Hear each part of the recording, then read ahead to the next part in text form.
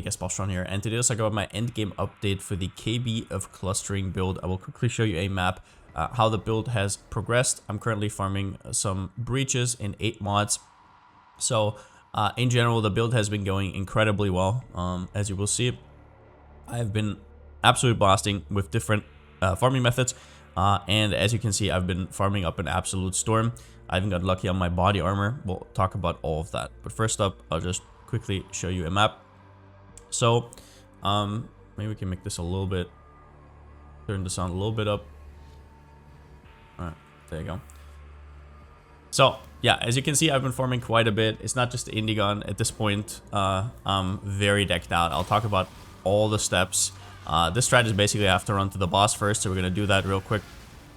This movement speed is what you'll get to once you have a Mage Blood. If you have a Headhunter, for example, it will rely a lot on enemies killed. But I'll tell you right now, with current costs of Headhunter, it is a ridiculous buy, especially if you're doing either Breaches or Legion. Next up, we're going to collect some of the...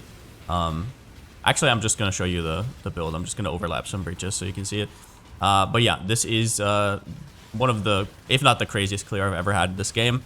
I already played this build last league, and some of you guys will know this, but it's literally just that, but better. Like, Whisperer is just incredible.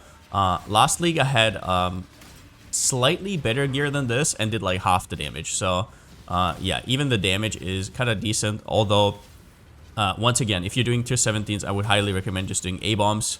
That is all I can say, because stuff that stands in the middle of an arena, it won't really change. Like, obviously at this point, like if I'm doing a normal Searing Exarch, I already outscaled it, but if you're doing Ubers, you're still going to like look pretty bad. There is some people who have experimented around with like conk effect and whatnot, and there's definitely ways to do that. It's just not really what I'm in for with this character, if you know what I mean. Like, if I wanted a bosser, I would make a like dedicated bosser, and I would just be going in Searing Exarch, in Uber Searing Exarch, and I would expect it to fall over in 1 second, because that's how I usually make my builds, right? I make them kind of targeted, at least. So as you can see right here, just wanted to showcase this real quickly. Currently doing a breach farm strat to farm this body armor. If you want to see that, I'll probably make a command soon. Maybe I'll make a video. We'll see. Either way, though, this build has been quite alright, and I'll go through all the upgrades over the last 5 days. Oh yeah, one more question I want to answer is there's currently a bugged Rogue Exile idol that basically double stacks with itself, and Fub made a video about it the other day. Just so you know, this strat is not really good for the build, once again, because Rogue Exiles kind of stand alone a lot of the time. They're not always going to stand against the wall. Now, you could do weird stuff, like, for example, do it in Toxic Sewers, and I've actually heard people who can do that. However, then we're talking a lot of gear on KB of clustering, and that's just not really what the build is made for. So if you want to do that, Toxic Sewer would probably be your best bet, but even then, I don't know if this build can handle it defensively. So I would highly recommend that if you're only going for Rogue Exiles, maybe look into something like Connor's Mana Forged Arrow. I know at this point he's pretty decked out, or he's starting to get decked out. So if you have like hundreds of divines, maybe you can respec into that. Although I don't know much about the build, so I will say that straight up. But yeah, just for people interested, would not personally recommend investing with this build. At this point, a lot of you guys actually have an Indigon, so I get this question a lot more. First off, what role do you actually want on Indigon? And it still doesn't feel great. What can I do? Two things I'll say. The first one is the bottom mod is always good the higher it gets. Obviously, it's just more spell damage scaling faster. The second mod, in my experience, as low as possible. So the perfect roll would be 2550. The second thing is, some people have said they've been cutting inspiration, which is not a good idea. Personally, the way it currently feels is, as you've seen throughout the map, in very dense maps, it's good. But I will say that for other content, I will probably drop my Silver Flask, and I might do this regardless because I need int currently. I'm currently doing some weird stuff to fix my int since I replaced my Astramentis. I'll also probably recraft my gloves to have int, dex, and res instead of the attack speed. It does feel like once you get this body armor with the increased attack speed per dex, you get so much attack speed that it feels a little bit too much. And there's like a point where Indigon doesn't feel as comfy anymore. That being said, the biggest cheat you can do is once you feel like you can't cast anymore, right? Like if you really get into those situations, which you can, for example, if you're just standing in the middle of 3 breaches right here. If I just stood there and did this over and over, I would go to like very low mana. which also means my Might Over Matter is not up. You can press Val Clarity in the middle. Yes, your Rage will fall off. Yes, you will slowly but surely, the buff from Indigon will trickle off, but you will at least be able to cast and you will still feel pretty good about it. So Val Clarity, chucking an id somewhere is pretty damn good. And if you have a Watcher's Eye anyways for clarity, you might as well throw in a Val Clarity, right? No harm done. So yeah, if it still doesn't feel great, then what do? You cut a little bit of attack speed. For me personally, it feels perfectly right now. One thing I want to address is people talking about like spreadsheets and like breakpoints. This is something you might encounter, and while I appreciate it, the problem is it depends on how much mana you have. It depends on the arena, how many hits you get with your KB, how much you leech back and whatnot. So the answer is, in some strats it felt really good, and in some strats it felt a little right? So that's why, for example, obviously once you have a Mage Blood, you're a lot more flexible here, but that's why I might, for example, go Trially Flask, which I would have done anyways, because of Ether Altars, right, getting overcapped, and tier 17s are rough defensively always. So yeah, that's something I would have done regardless. But you just have to adapt to the situation and to what you're farming. What I will say is that we are consuming so much mana that I think don't panic yet just doesn't really make any sense. As far as I know, this does actually work favorably with Might Over Matter. Some people were saying it goes over 100%. I've heard from people it doesn't. So it would be nice, but at the same time, it doesn't really make sense. You've seen my mana. It would be kind of like POB fuckery, in my opinion. You would need some other form of recovery besides just Leech. So as for all the changes, first up, I made 2 wands. I made a highlight video about how I made the wands, and I also have a sheet from a chatter from last leak that basically made a rundown on how you can make these wands. But the TLDR is, after you get Indigon, your spell damage sucks because you get so much from Indigon and it's all additive. So you want Phases Extra. That is a new multiplier, and you want 2 wands like this. So what happens is, if you craft those with the combinators, which can be quite expensive, and you get the Tormented Spirit enchant, which gives you 35% movement speed, 35 attack and cast speed, and 35% increased damage, your build will all of a sudden more than double in damage. These are really expensive, but if you see what I just showed you versus what I showed you on the day 5 update, you'll see what I mean. You don't even need to shield charge anymore. It is ridiculous, right? Body armor, you'll want the Dex mod. Now, I got really lucky here. I hit the 1% increased attack speed per 25 dexterity with a Fracturing Orb. Now, Fracturing Orb wise, should you just buy bases and try over and over again? No. What you should be doing is, let's say you have a 6 mod Grasping Mail. You should split it in 2 with a Beast. Then you have 3 mod, for example. And then you slam a random mod, and then you fracture. So somehow get it to 4 mods and then fracture. And if you miss, just use it for now, right? You can also use a more defensive one, but getting 40-50% attack speed or 60 depending on your setup is ridiculous either way. So if I wouldn't have hit this fracture, I would have just kept it as is. If you want to go more defensive, I would go for a full evasion chest with Dex percentage attribute in the suffix craft, and then have in the prefixes mana, evasion, right? That would be the second best. As for implicits, less damage taken per 220 dexterity goes down to like 180. I'll make those implicits later. Right now, they're completely garbage. Don't go for flasks applied. Go for multi or like max res. I haven't really worked it out yet. I don't have the money as of right now. But yeah, that's what I will do. Body armor in general, really, really strong. Gloves, upgraded conversion. Now, one thing that happens after you get the wands is you get so much Phases Extra that your physical to lightning support in your main setup sucks, right? Like that's all additive as well. So now what you want to do is you want to go for LE damage with attacks. If you have the money, awakened LE damage with attacks. So now you don't have the conversion anymore. So what do?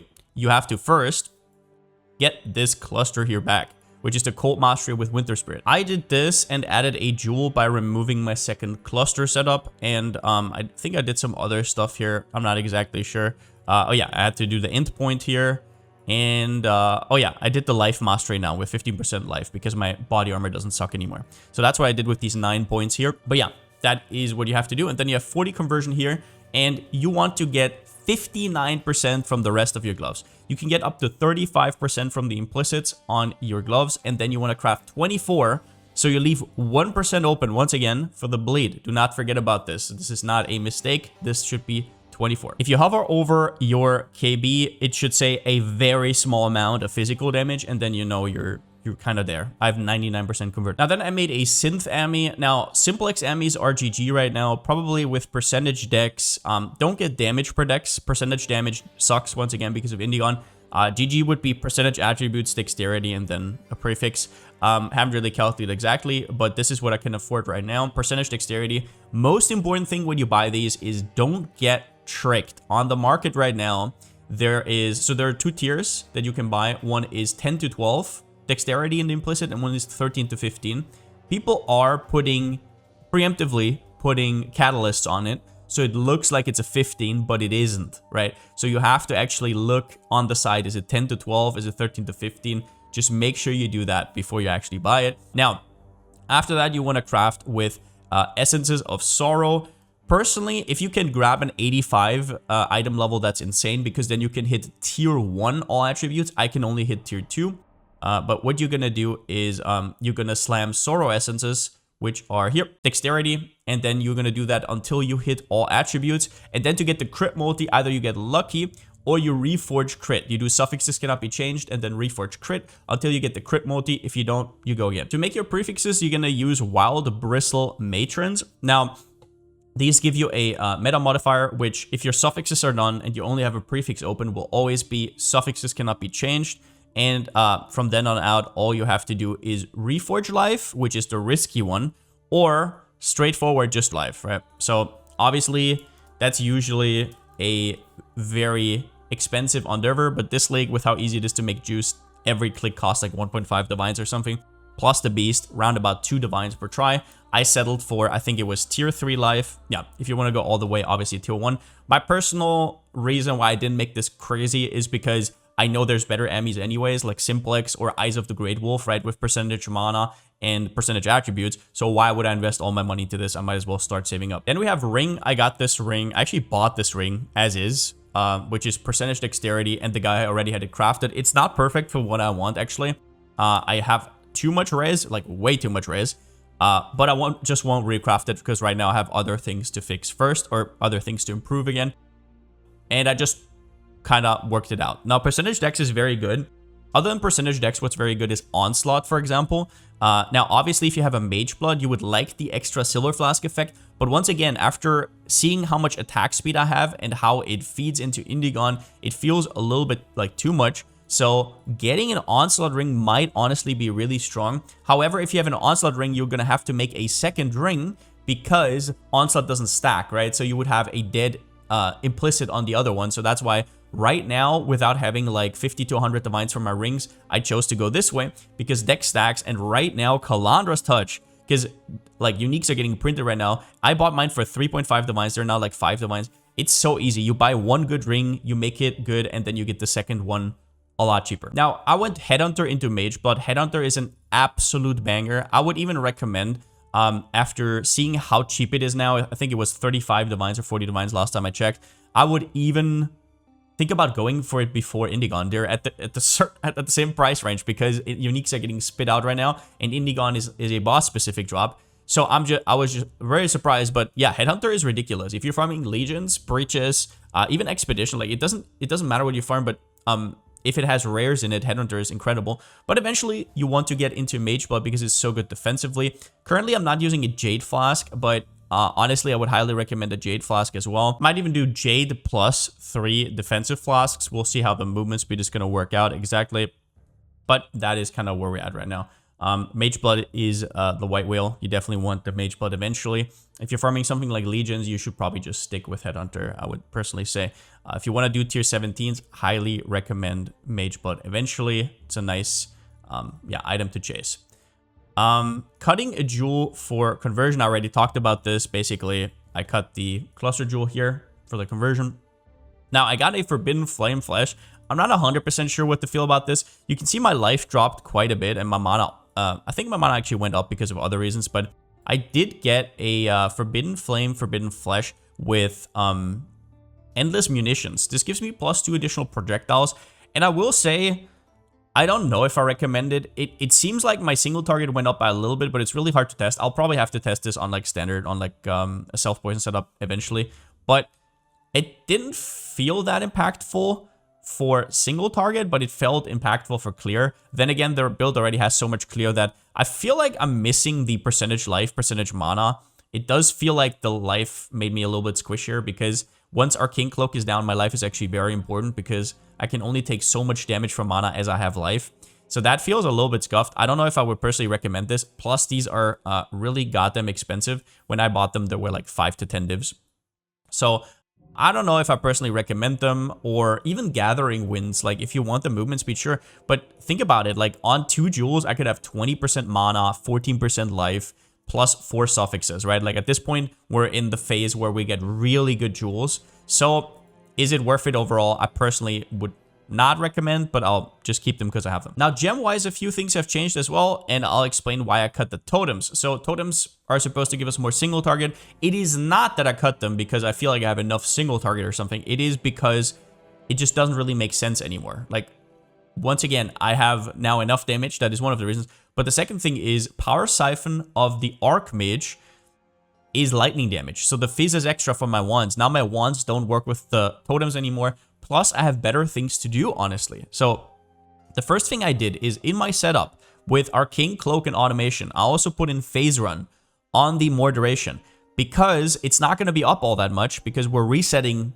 the phasing and the movement speed all the time. But it's so nice for looting, like in downtimes where you're just running around, or you're looting at the end of a map, as you would probably imagine in the breach map I just showed you, that takes like half a minute to a minute to loot. It is so comfy. Do what you will with this, but it is so goddamn comfy. Also, I put automation on Berserk. I just sometimes forget to press it, so why not? And also, you have to remember that it perfectly presses it on cooldown, so that's pretty cool. Sometimes it will activate in awkward situations, but one button less is good with me. I also added Vitality on top of Clarity. A little bit of Life Regen is pretty damn nice. And let me check if I added something else. Oh yeah, I added a Val Haste on top of that, which is also really cozy, as you can imagine, with more duration and the Sigil of Power. I guess another question as well is what to do with the last flask. I currently don't have money for Progenesis. That should be your answer. Go Progenesis. Almost there, but yeah. Put in Dying Sun, put in Explodey Flask, whatever you really want if you have a Mage Blood. And if you have a Headhunter, I would definitely go for 5 Magic Flasks. Probably add a Jade or something. But yeah, all in all, I'm really happy with where my build is right now. I'm probably going to level to 100 soon. I'm level 99 with 52%. So with breaches, I'm going to get to 100 soon. Super happy with how the build turned out in general. I've also had really good feedback from you guys. So I'm happy that it worked out in general. As I said at the start of this journey, or whatever you want to call it, I wasn't really sure how this is going to play out because I couldn't test it. But I'm happy that we kind of maneuvered it, right? So that's pretty damn cool. I will be playing this build for a few more days, most likely, and might reroll into something new, although it's really hard for me because this build feels already like a second build. I don't know, like usually I play League starters, right? Like builds that fall off at some point, but this build doesn't. So as you can see, I put way more currency into this than my usual League starters. So I don't know, like whatever will come next, we'll have to absolutely knock this out of the park. I'm not sure. I'm probably gonna add some details here or there if you want to check that out over on twitch.tv/Palsteron. You can always see my gear in the left corner. There's like an overlay. But yeah, this league for me has been fantastic. I'm absolutely in love with idols. I love the new ascendancies. There's so much new to explore right now. I can't even think about PoE2 right now. So yeah, pretty damn cool. And hope you guys had a good league start in general. Hope you guys have some currency to save up. And since I still don't have a slogan, see you next time.